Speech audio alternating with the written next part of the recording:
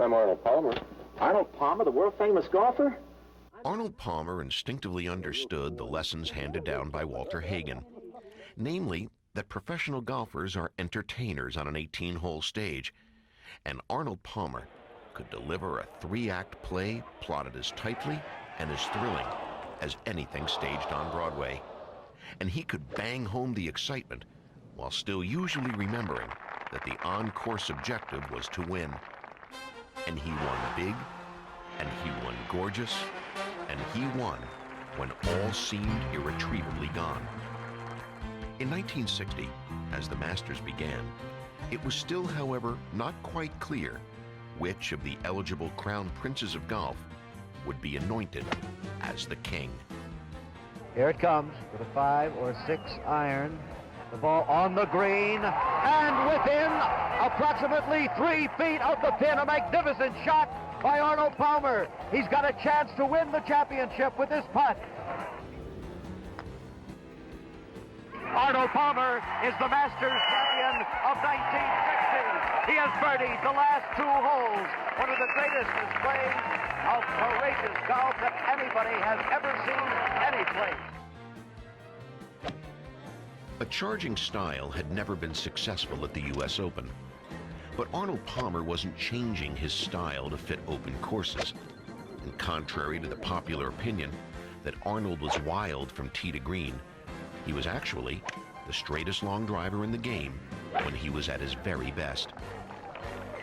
After 3 rounds, he was 12 players and 7 shots from the lead in the 1960 U.S. Open at Cherry Hills, and his aggressive play had produced too many big numbers to keep him in contention.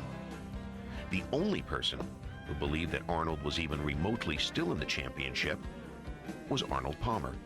And I said, Bob, what do you think? I said, I think I can shoot 65 out there this afternoon. And I said, well, do you think that'll do? And I looked at him and I said, wouldn't do you any good. And really, I'm telling you, made me angry. And I never finished the hamburger. He says 65 makes me 280, and 280 wins Open championships. And besides that, I'm going to drive the first green. I'll see you later. And the first tee shot, I just hit it absolutely as good as I could hit it. After 2-putting the first green for birdie, Arnie continued the charge.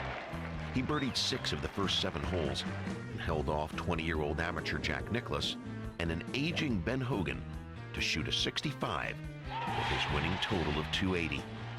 And he began to think seriously about the Grand Slam.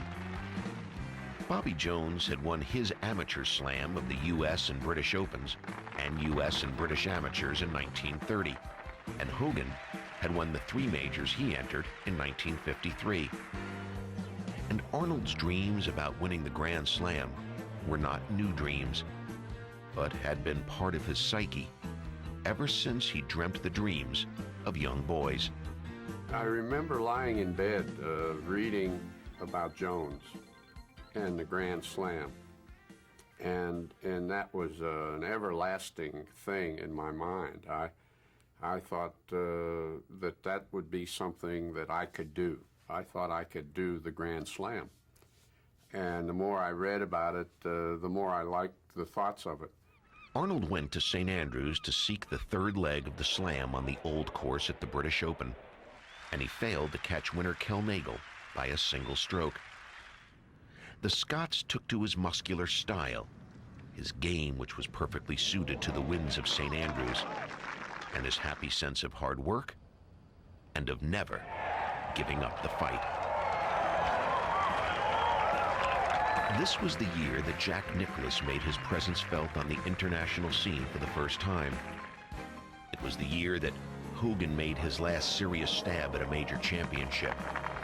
And it was the year that Arnold Palmer was coronated as the game's king.